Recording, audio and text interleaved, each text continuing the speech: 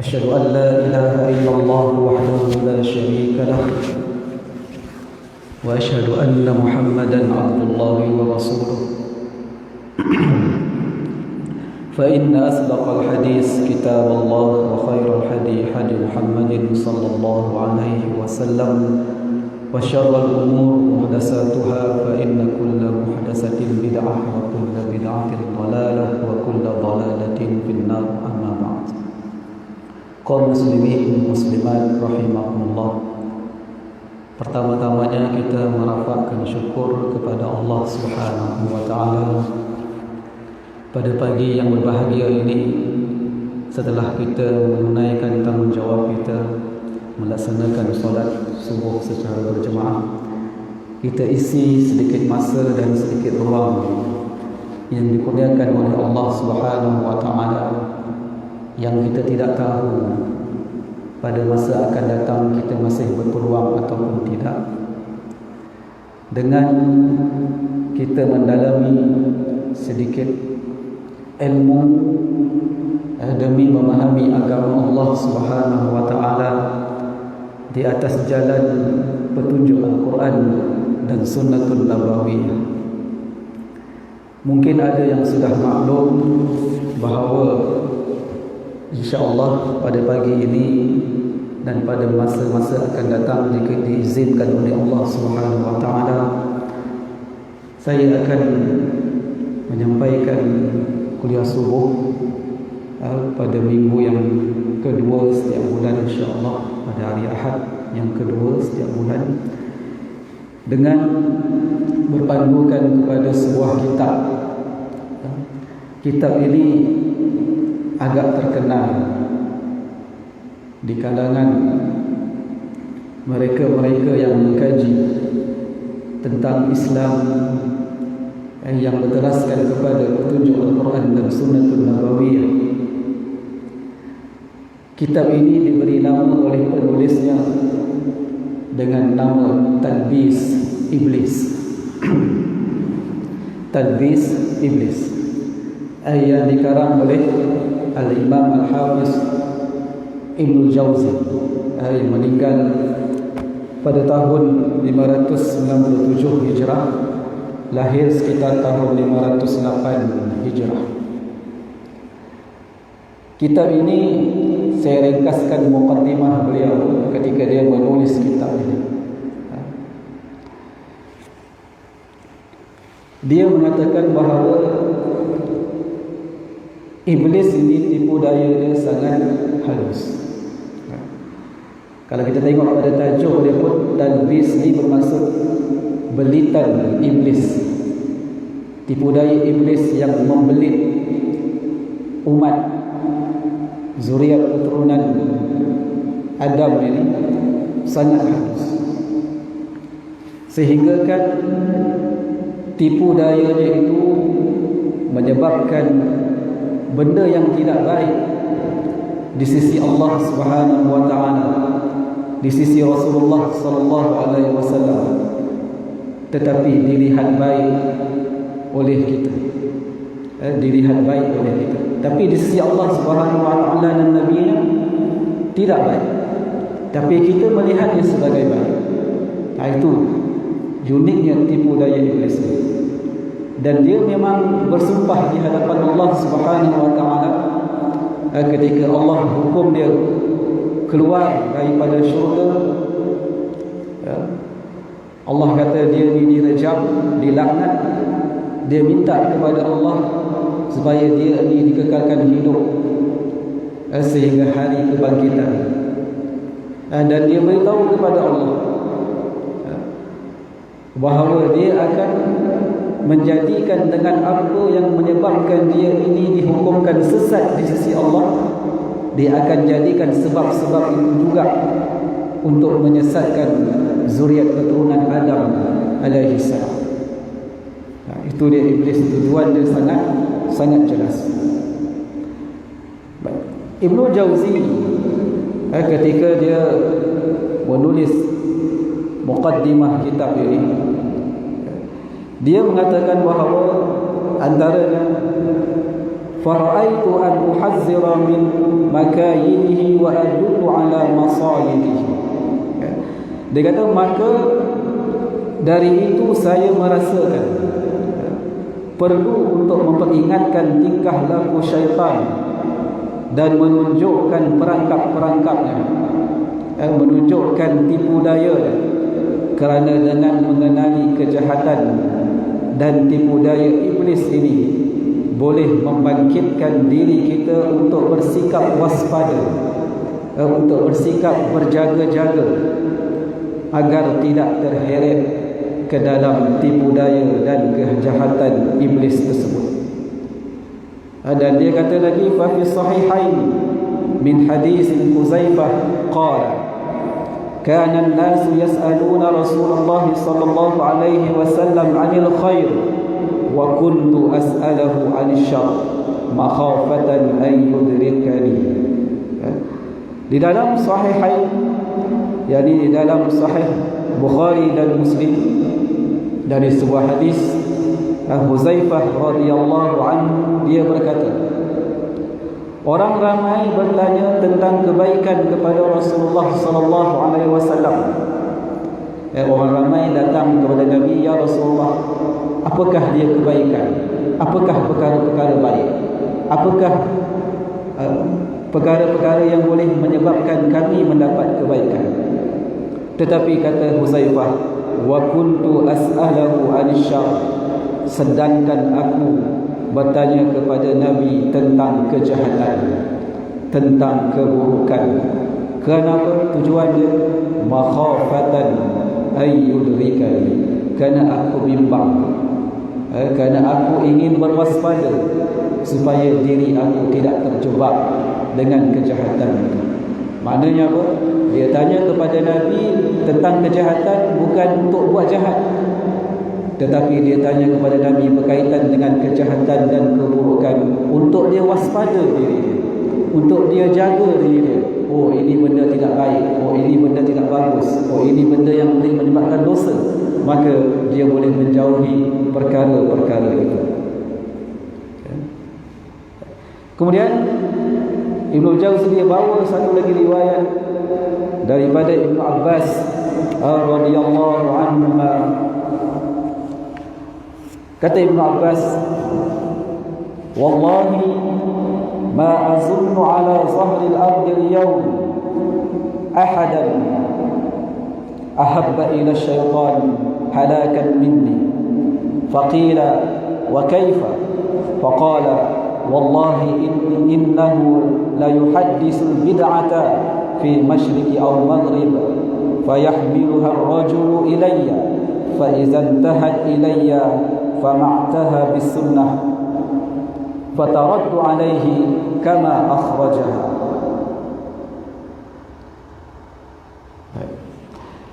Demi Allah, saya tidak rasa di bumi pada ketika ini ada yang lebih disukai oleh syaitan, kata Ibn Abbas. Dia bersumpah dengan nama Allah Subhanahu wa ta'ala bahawa tidak ada sesuatu yang lebih disukai oleh syaitan di atas muka bumi ini, oleh syaitan yang binasa itu, melainkan melainkan diri saya, kata. Seseorang bertanya, apakah maksudnya? Ibn Abbas menjawab, demi Allah, kerana dia, yakni syaitan, menciptakan bid'ah di timur dan barat, lalu seseorang membawanya kepadaku ketika dia sudah tiba di hadapanku, maka aku menumpaskannya dengan as-sunnah, lalu dia pun sedar kembali daripada bid'ah yang dilakukan oleh si pelaku. Kata Ibn Abbas, demi Allah, saya tidak rasa di bumi pada ketika ini ada yang lebih disukai oleh syaitan binasa, melainkan diri saya. Maknanya Ibn Abbas dia sangat membenci perkara yang dibawa oleh syaitan, yang ditimbulkan oleh syaitan. Apa yang ditimbulkan oleh syaitan yang disebut dalam kata-kata Ibn Abbas ni? Iaitu perkara-perkara bid'ah, perkara-perkara baru yang diada-adakan di dalam agama. Bila orang datang bertanya kepada Ibn Abbas mengatakan bahawa ini adalah bid'ah, dia tidak bertepatan dengan sunnah, kerana Ibn Abbas dia akan merujuk kepada sunnah, maka pada ketika itu syaitan amat tidak menyukainya. Kenapa? Kerana dia telah ditumpaskan oleh Ibn Abbas, ataupun dia telah ditumpaskan oleh orang-orang yang memperjuangkan sunnah dan memerangi perkara-perkara bid'ah. Kata Ibn Jauzi lagi, aku sengaja menulis buku ini sebagai peringatan daripada cubaan syaitan, agar takut kepada ujiannya, menjingkap tabirnya, menjelaskan perangkapnya yang terselindung. Sesungguhnya Allah akan menghulurkan bantuan dengan kemurahannya, dan setiap jiwa yang benar tentu akan meraih tujuannya. Jadi Ibn Abbas dia menulis buku ini juga adalah semata-mata untuk memperingatkan diri dia dan memperingatkan diri kita tentang bentuk-bentuk kejahatan dan tipu daya syaitan. Jadi muslimin dan muslimat yang dirahmati oleh Allah, Ibnu Jauzi dia ini sangat terkenal di kalangan para ilmuwan Islam. Bahkan di dalam kitab Siyar A'lamin Nubala yang ditulis oleh Imam Az-Zahabi, banyaklah pujian-pujian para ulama terhadap Ibnu Jauzi. Dan Ibnu Jauzi bila dia menulis kitab Talbisu Iblis ini, dia telah membahagikan kepada 13 bab, kepada 13 bab, dan insya-Allah pada pagi ini kita akan masuk bab yang pertama sedikit. Tengoklah setakat mana yang kita sempat, iaitu bab yang pertama di dalam kitab Talbisul Iblis ini ialah fil amri biluzumi sunnati wal jamaah. Apa maksud dia? Pada urusan perintah biluzumi sunnati wal jamaah, untuk kita ini sentiasa melazimi sunnah dan jamaah. Melazimi sunnah dan jamaah. Yang kedua, melazimi sunnah satu, dan yang kedua melazimi jamaah. Yang kemudian datang istilah yang selalu disebut oleh kita semenjak dahulu sehinggalah ke hari ini, yang disebut sebagai ahli sunnah wal jamaah. Ahli sunnah bermaksud pengikut sunnah dan jamaah. Kalau boleh saya sentuh sedikit tentang sunnah dan jamaah ni apa sebenarnya. Sunnah dan jamaah ni persatuan ke apa? Pertubuhan ke apa? Sunnah wal jamaah ni ahli sunnah. Ahli itu bermaksud pendukung, pengikut. Sunnah ialah sunnah Nabi SAW, yang mana bila kita belajar hadis, kita akan diterangkan oleh guru-guru kita tentang ta'rifan hadis, yang mana hadis itu juga kadang-kadang disebut sebagai sunnah. Namun di sana kalau kita mendalami ilmu hadis, ada perincian, ada perbezaan sedikit di antara ta'rifan sunnah dan ta'rifan hadis. Namun secara overallnya, untuk peringkat orang awam ini, mereka cukup memahami bahawa hadis itu adalah sunnah, sunnah itu adalah hadis. Tapi penting untuk kita memahami apakah itu ahli sunnah wal jamaah. Ahli sebagaimana yang disebutkan tadi, pendukung, pengikut. Sunnah pengikut kepada ataupun pendukung kepada sunnah Nabi SAW. Sunnah Nabi ini dia selalunya berkisar kepada 3 bentuk. Yang pertama disebut sunnatul qauliyah, yang berbentuk perkataan, ataupun disebut hadis qauli, ucapan-ucapan Nabi, kata-kata Nabi, sunnatul qauliyah. Yang kedua sunnatul fi'liyah, perbuatan-perbuatan Nabi lakukan, para sahabat tengok, para sahabat cerita kepada mereka yang tidak lihat. Jadi mereka menyebarkan apa yang mereka lihat daripada perbuatan Nabi. Macam kita lah, kita tak pernah lihat solat Nabi macam mana. Kita pernah lihat tak? Kita tak pernah lihat bagaimana Nabi takbiratul ihram, bagaimana Nabi mengangkat kedua tangannya, apa yang Nabi baca dalam setiap pergerakan solat. Selepas Fatihah Nabi suka baca surah apa, masa i'tidal Nabi suka baca apa. Jadi itu sunnah fi'liyah. Sebab tu kalau kita tengok Nabi SAW pun dia sebut sallu kama ra'aitumuni usalli. Hendaklah kamu solat sebagaimana kamu melihat aku solat. Mana para sahabat melihat bagaimana rupa bentuk perbuatan Nabi solat. Pun kemudian para sahabat meriwayatkan kepada orang yang tidak melihatnya. Sehingga riwayat itu bertukar daripada berpindah daripada satu generasi kepada satu generasi, sehinggalah sampai kepada kita, sehingga kita mempelajari solat yang bagaimana didirikan oleh baginda Rasulullah SAW. Maka ramailah juga di kalangan para ilmuwan kita yang menulis kitab berkaitan dengan sifat solat Nabi SAW. Bagaimanakah solat Nabi itu disifatkan dari segi bentuk dan tata cara yang dilakukan oleh baginda Rasulullah SAW. Sunnah yang ketiga ialah sunnah at-takririyah, yang berbentuk pengakuan. Nabi tengok para sahabat buat, Nabi tak komen. Contoh yang selalu orang kita dengar ialah makan daging dog. Itu je lah. Padahal banyak lagi sunnah takririyah ni. Tapi orang kita bila belajar tentang sunnah takririyah ni, itulah satu-satunya contoh yang selalu dibawa. Dihidangkan kepada Nabi daging dog. Nabi tak makan, tapi para sahabat makan. Nabi diam. Diamnya Nabi itu bermaksud bahawa perbuatan itu tidak salah. Kerana apa? Kerana mustahil bagi diri seorang Rasul bila berlaku sesuatu kesilapan di hadapan mata dia diam.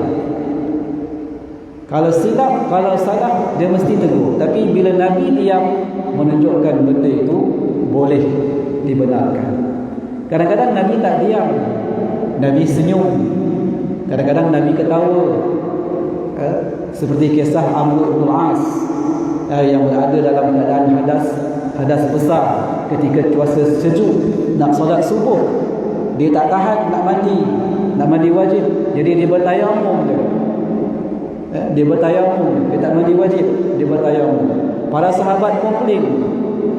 Para sahabat kata pada pandai, bila dah berhadas besar kena mandi wajib lah. Jadi mereka mengadu dekat Nabi. Nabi tanya kepada Amr bin As, apa pasal buat macam tu? Amr bin As kata, ya Rasulullah, cuaca sejuk aku tak tahan, takut akan membahayakan diri aku. Bukankah Allah kata wala taqtulu anfusakum innallaha kana bikum rahima? Amr bin As kata kepada Nabi, ya Rasulullah, bukankah Allah berfirman, jangan kamu bunuh diri kamu, sesungguhnya Allah itu kasihan kepada kamu. Maka aku tak tahan, aku bertayamum. Fatabassaman Nabi, maka Nabi senyum dengar penjelasan Amr bin As. Senyumnya Nabi itu menunjukkan perbuatan Amr bin As yang solat hanya dengan bertayamum, walaupun dia berada dalam keadaan hadas besar ketika itu, menunjukkan tidak salah. Itu juga antara contoh sunnah takririyah yang bermaksud pengakuan Nabi SAW. Jadi kita diminta untuk melazimi sunnah, melazimi hadis. Sebab itu bila perkara-perkara yang berkaitan dengan agama ni, kita perlu rujuk kepada sumber Al-Quran dan hadis, Al-Quran dan sunnah. Itu maksud melazimi. Kalau kita rasa kita ni ahli sunnah, kita kena sentiasa melazimi sunnah. Sunnah ni bukan soal pakai serban, bukan pakai jubah. Kita pun pakai jubah kan. Kita pakai jubah sebab apa? Sebab kita suka ikut cara pemakaian Nabi SAW. Kalau Nabi tu orang Melayu, Nabi tu pakai baju Melayu, kita pun pakai baju Melayu. Sebab apa? Sebab Nabi tu suka, sebab kita suka ikut cara pemakaian Nabi SAW. Maka Nabi tu orang Arab, dia pakai jubah, dan jubah itu adalah tradisi pakaian Arab. Dan kita pakai jubah sebab apa? Bukan sebab kita nak jadi Arab, tapi kita pakai jubah sebab itu pakaian yang disukai, yang dipakai oleh baginda Rasulullah sallallahu alaihi wasallam. Baik. Kemudian perkataan yang kedua ialah jamaah. Jamaah ni siapa? Jamaah ini ialah jamaah para sahabat. Bukan jamaah kita. Bukan jamaah kita. Jamaah ini ialah jamaah para sahabat. Jadi bila kita perhati perkataan ahli sunnah wal jamaah, bermaksud pendukung, pengikut sunnah Nabi dan pengikut jamaah para sahabat Nabi radhiyallahu anhum ajma'in. Jadi kita nak tahu kita ni ahli sunnah wal jamaah ataupun tidak, kita tengok agama kita, kita ikut Nabi dan kita ikut para sahabat. Selagi mana agama kita ini mencontohi agama Nabi dan agama para sahabat, maka kita adalah ahli sunnah wal jamaah. Jadi dia bukan persatuan, tak ada pengurusi. Kalau nak kata pengurusi, pengurusinya siapa? Nabi lah. Jawatan kuasanya siapa? Exponya siapa? Para sahabat lah. Itu yang dimaksudkan dengan ahli sunnah wal jamaah. Jadi kita, kalau kita rasa diri kita ahli sunnah wal jamaah, agama kita mestilah sentiasa mendukung sunnah dan mendukung para sahabat Nabi radhiyallahu anhu ajma'in. Sebab itu Syiah sebagai satu mazhab yang sangat penuh dengan ghulu, melampau, penyelewengan, bid'ah, khurafat dan sebagainya, dia sangat memerangi para sahabat Nabi. Terutama sekali Abu Bakar dan Umar. Sebagaimana kita semua maklum, Syiah ini sangat anti kepada dua sahabat, Abu Bakar dan Umar. Bahkan mereka menggelarkan dua sahabat besar Nabi ini sebagai berhala besar Quraisy. Kenapa mereka memomokkan kebencian yang begitu teruk terhadap para sahabat? Supaya kita terpaling daripada apa yang disebut sebagai pendukung sunnah dan pendukung jamaah sahabat radhiyallahu anhum ajma'in. Baik. Banyak gesaan-gesaan daripada hadis-hadis Nabi sallallahu alaihi wasallam yang menggesa kita, yang menunjukkan kepada kita perlu kita ini sentiasa melazimi sunnah, mencontohi sunnah, mengikuti sunnah, merujuk kepada sunnah dan juga merujuk kepada para sahabat Nabi radhiyallahu anhum ajma'in. Antaranya sabda Nabi sallallahu alaihi wasallam, man arada minkum bihabwatil jannah falyalzimul jamaah. Barang siapa yang daripada kalangan kamu inginkan haruman syurga, kata Nabi, falyalzimul jamaah, maka hendaklah dia sentiasa melazimi jamaah. Melazimi jamaah ni dululah. Ada juga orang memahami melazimi jamaah dalam hadis yang disebutkan dalam hadis ni ialah melazimi solat berjemaah. Jadi melazimi jamaah di sini ialah melazimi jamaah, maknanya mencontohi, merujuk kepada para sahabat Nabi, jamaah para sahabat Nabi radhiyallahu anhu ajma'in. Dan kalau kehidupan kita ini memang sentiasa merujuk, mengikuti agama para sahabat Nabi. Para sahabat Nabi ini agamanya apa? Agama yang dibawa oleh Nabi. Jangan anggap para sahabat ni ada agama lain pula. Bila sebut agama para sahabat ialah agama yang dibawa oleh Nabi, kerana Nabi yang mengajar mereka. Dan Nabi meminta kita sentiasa melazimi jamaah sahabat. Memanglah sahabat dah tak ada sekarang. Jadi macam mana kita nak melaziminya? Maksud melazimi ini ialah kita menekuni, memahami agama para sahabat ini melalui apa? Melalui riwayat-riwayat yang diceritakan tentang diri mereka. supaya kita dapat mencontohi mereka. Dan kalau kita memang sentiasa melazimi, merujuk dan mencontohi mereka, agama mereka, antara yang dijaga oleh para sahabat ialah solat berjemaah. Jadi dah termasuk maksud tu dalam perintah ini. Jangan kita pergi sempitkan pula tafsiran melazimi berjemaah di sini ialah melazimi solat berjemaah. Jangan sempitkan pemahaman tu begitu.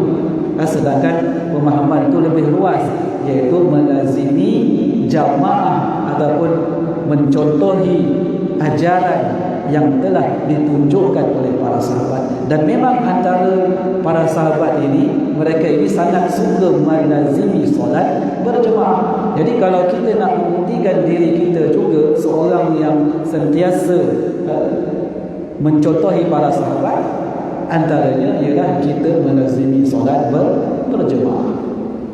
Baik. Kemudian Nabi kata lagi, fa inna syaitana ma'al wahid wa huwa minal isnaini ab'ad. Sesungguhnya syaitan itu bersama dengan orang yang suka sendiri-sendiri, suka seorang-seorang, ya. Dan bila kita ini berdua, ada teman, ada berdua, bertiga, berempat dan sebagainya, maka syaitan itu akan menjauh. Kenapa? Kerana kita bila seorang-seorang, mungkin kita tak tahu kita buat silap. Bila kita seorang-seorang, kita syok sendiri kita rasa kita betul lah, padahal kita silap. Tapi oleh kerana kita seorang, tak ada orang yang kedua yang boleh menegur kita. Tak ada orang kedua yang boleh menegur kita. Jadi kalau ada orang yang kedua dan orang itu pula faham agama, orang itu pula alim sunnah, memahami sirah para sahabat, maka dia boleh tegur kita. Ini yang dimaksudkan dalam hadis ini.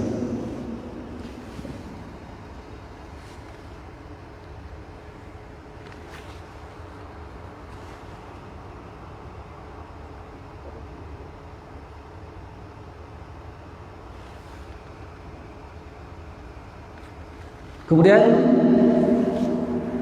antara hadis yang lain juga di dalam yang boleh kita faham tentang perintah untuk kita melazimi sunnah dan jamaah ini ialah antaranya hadis daripada Abdullah bin Amr. Dia kata qala Rasulullah sallallahu alaihi wasallam, la ya'tiyanna ala ummati ma ata ala bani Israil hazwa an-na'li bin na'l hatta in kana minhum man ata ummahu ala niyatin lakana fi ummati man yasna'u dhalik wa inna bani Israil tafarraqat ala 72 millah. Dan Nabi kata, akan datang kepada umatku ini sebagaimana telah datangnya kepada Bani Israel. Akan berlaku kepada umat Muhammad ini apa yang pernah berlaku kepada umat Bani Israel. Nabi sebut, wa inna Bani Israel tafarraqat ala 72 millah. Sesungguhnya Bani Israel telah berpecah kepada 72 kumpulan. Wa taftariqu ummati ala 73 millah. Dan umatku pula akan berpecah kepada 73 kumpulan. Nabi kata, kulluhum finnar, semuanya di dalam neraka, illa millatan wahidah, melainkan satu kumpulan sahaja. Akan banyak berlaku perpecahan dalam kalangan umat Muhammad sallallahu alaihi wasallam ini, sebagaimana juga yang pernah berlaku kepada umat Bani Israel. Nabi kata pada umatnya ini akan berlaku perpecahan sebanyak 73 kumpulan, aliran, mazhab, agama. 73 ni tak payahlah kita tanya apa 73 kumpulan tu Ustaz. bulan pertama, bulan kedua, Nabi nak menunjukkan kepada kita banyaknya perpecahan, banyaknya kumpulan ini adalah kumpulan yang kita lihat dia mirip kepada agama, kumpulan yang membawa obor agama, kumpulan yang berjenama agama. Banyaklah kumpulan, sehingga kan kita berpecah. Nabi kata semuanya dalam neraka, illa millatan wahidah, melainkan satu kumpulan sahaja yang selamat. Qalu, para sahabat tanya, man hiya ya Rasulullah? Siapa dia ya Rasulullah? Siapa satu kumpulan yang selamat tu? Ini yang kita kena faham, yang perlu kita jelas dalam cara kita hidup beragama. Apa kata Nabi? Qala ma ana alaihi wa ashabi, iaitu agama apa yang aku berada di atasnya dan para sahabatku juga berada di atasnya. Maknanya apa? Kumpulan yang selamat itu ialah kumpulan yang mengikuti agama Nabi dan agama para sahabat Nabi sallallahu alaihi wasallam. Bila Nabi mengatakan bahawa yang aku berada di atas jalan itu dan para sahabat aku juga berada di atasnya. Jadi kita, agama kita mestilah agama yang Nabi berada di atas jalan tersebut dan para sahabat Nabi juga berada di atas jalan tersebut. Jadi insya-Allah kita akan selamat. Siapa mereka itu? Itulah yang disimpulkan di dalam kalimah yang dipanggil di dalam satu terminologi yang disebut sebagai ahli sunnah wal jamaah. Kerana pendukung pengikut sunnah dan jamaah ini sudah pastilah mereka itu mengikuti Nabi, yang mana Nabi berada di atas jalan tersebut dan para sahabat Nabi yang juga berada di atas jalan itu. Jadi muslimin dan muslimat yang dirahmati oleh Allah, Ibnu Jauzi bila dia letak bab tentang perintah untuk kita beriltizam dengan sunnah dan jamaah ini, dia mahu apa sebenarnya? Dia mahu supaya kita ini dalam beragama betul-betul mencontohi, mengikuti, merujuk kepada sunnah baginda dan sunnah para sahabat baginda. Dalam satu hadis yang lain yang cukup terkenal yang diriwayatkan oleh Imam Al-Hakim, juga disebut dalam Sunan Tirmizi, Nabi menyebut innahu may ya'ish minkum ba'di fasayarawna ikhtilafan katsiran. Sesungguhnya sesiapa yang hidup selepasku ini, selepas zaman Nabi, akan melihat banyak berlaku perpecahan, banyak berlaku perselisihan. Yang hidup selepas wafatnya baginda Rasulullah SAW. Dan kita lihat dalam sejarah Islam, fitnah yang terbesar yang berlaku selepas wafatnya Nabi ialah fitnah apabila terbunuhnya Sayyidina Uthman radhiyallahu anhu. Bila terbunuhnya Sayyidina Uthman, disitulah muncul Syiah, muncul Khawarij, yang akhirnya menyemarakkan, mengembangkan lagi perselisihan dalam kalangan umat Islam semenjak daripada itu sehinggalah kepada kita hari ini. Dan Nabi bagi ingatan, bila suasana perpecahan ni, perselisihan ni banyak berlaku dalam kalangan umat Islam, Nabi kata wa iyyakum wa muhdatsatil umur, jaga-jaga kamu. Kamu hendaklah berjaga-jaga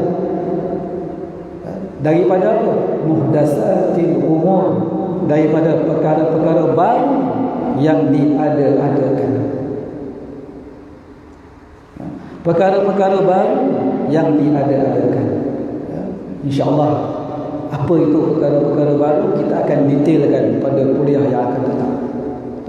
Cuma saya sudahkan hadis itu. Nabi sebut fa inna kulla muhdatsatin bid'ah. Kenapa Nabi suruh kita berjaga-jaga dengan perkara-perkara baru yang diada-adakan dalam agama? Kerana Nabi sebut fa inna kulla muhdatsatin bid'ah. Kerana setiap perkara yang baru yang diada-adakan dalam agama ini adalah bid'ah. Syiah perkara baru yang kita buat dalam agama. Kalau kita tengok Syiah, dia punya usul, dia punya asas kefahaman dia sangat pelik. Pendirian dia terhadap para sahabat, dia mengkafirkan semua para sahabat, melainkan 4 orang. Tuan-tuan, kalau Syiah kata semua sahabat kafir, semua sahabat sesat bila baginda Nabi SAW wafat, sebenarnya dia nak tunjuk siapa yang salah. Dia nak tunjuk siapa yang salah. Saya bagi satu metafora. Saya ceramah, tuan-tuan ni kira anak murid saya lah. Habis dia ceramah, tuan-tuan pergi pecahkan pintu masjid, pergi pecahkan tingkap cermin kereta orang tu. Orang pun tengok pelik, ish, mereka baru balik keluar dengan ceramah perangai macam ni, mesti yang mengajar sesat. Orang akan salahkan guru. Jadi bila Syiah dia mengkafirkan semua para sahabat, sebenarnya nak tunjuk siapa salah? Siapa guru para sahabat? Guru para sahabat adalah Nabi SAW. Dia sebenarnya nak menunjukkan Nabi yang salah. Apa lagi benda-benda pelik Syiah? Dia kata Jibril sepatutnya turun wahyu kepada Muhammad, kepada Ali, bukan kepada Muhammad. Tapi oleh kerana Muhammad dengan Ali lebih kurang sama je rupa paras dia, bentuk badannya, jadi Jibril tersilap, tersampaikan wahyu kepada Muhammad yang sepatutnya kepada Ali. Tu belum lagi tengok cara solat dia, yang sujud rukuk lah ke mana, solat dalam ruang imam ni, solat atas batu.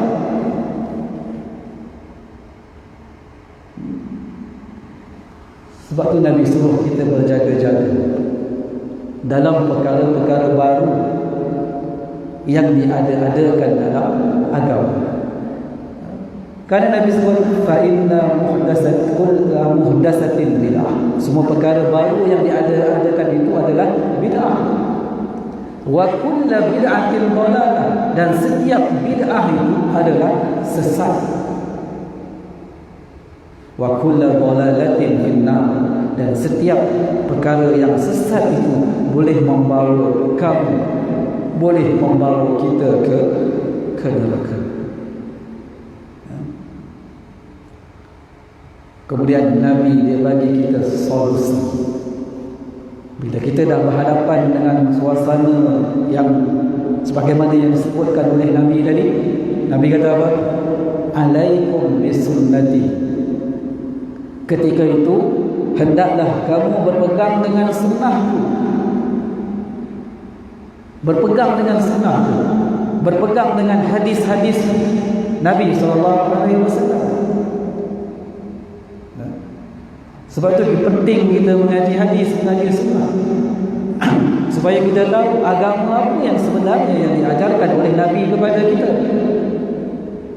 Nabi kata a'lamukum billahi ana, aku adalah orang yang paling kenal Allah, wa atqakum lahu, dan paling bertakwa. Nabi kata, aku adalah orang yang paling kenal Allah dalam hadis Bukhari. Kenapa kita boleh bercakap tentang Allah lain daripada apa yang Nabi cakap tentang Allah? Sedangkan Nabi kata, dialah orang yang paling kenal Allah. Tiba-tiba kita bercakap sesuatu tentang Allah yang Nabi tak pernah cakap. Adakah kita lebih mengenali Allah daripada Nabi? Alaikum bisunnati, hendaklah kamu berpegang dengan sunnah. Kemudian Nabi tambah lagi, wasunnati khulafa ar-rasyidin al-mahdiyyin, dan sunnah khulafa ar-rasyidin yang diberi petunjuk. Siapa dah khulafa ar-rasyidin? 4: Abu Bakar, Umar, Uthman dan Ali radhiyallahu anhum ajma'in. Tiba-tiba Syiah tolak 3 orang ni, kekalkan Ali sahaja. Itu pun bukan betul pun ikut Sayyidina Ali. Hanya Sayyidina Ali itu dijadikan sebagai proksi mereka. Syiah. Sebab tu kita perlu sensitif bila orang menghina para sahabat Nabi. Terutama sekali Abu Bakar dan Umar. Ini antara perkara-perkara yang perlu diperjuangkan sebagai pengikut ahli sunnah wal jamaah. Jadi muslimin dan muslimat yang dirahmati oleh Allah, saya berhenti dulu setakat ini. InsyaAllah pada bulan hadapan, kalau COVID ni beransur baik situasinya dan mengizinkan kita untuk meneruskan kuliah, InsyaAllah kita akan sambung perkara-perkara yang lebih detail tentang apa yang disebutkan sebagai bid'ah, tentang apa perkara yang disebutkan sebagai muhdatsatil umur, perkara-perkara baru yang diada-adakan dalam agama ini, supaya apa?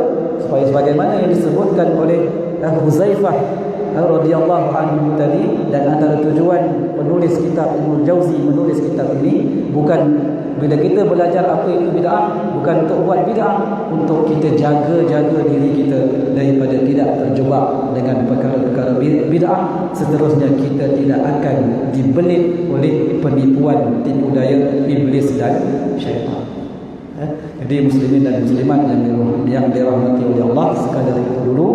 Saya mohon maaf kalau ada sebarang kesilapan dan kekesalan bahasa ketika menyampaikan kuliah ini. Mudah-mudahan kita dijauhkan oleh Allah Subhanahu wa taala daripada keburukan bahaya penyakit, khususnya COVID-19 yang masih lagi belum reda.